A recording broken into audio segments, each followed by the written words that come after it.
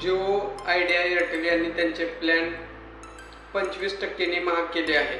जसे की आपल्याला पहिल्यांदा जिओचा रिचार्ज 239ला 1.5 GB येत होता, तोच आता रिचार्ज 299ला 1.5 GB करण्यात आला आहे।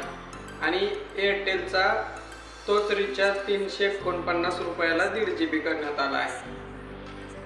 आणि जे 6 महिन्याचा रिचार्ज होता 719 रुपये, तो रिचार्ज वाढवून 850 करण्यात आला आहे। जे रिचार्जमध्ये प्लॅनच्या किमतीत वाढ आहे ते लागू होणार आहे 3 जुलैपासून। त्याआधी तुम्हाला शक्य असेल तेवढा जास्तीत जास्त रिचार्ज करून तुमचे रिचार्जचे पैसे वाचवू शकता।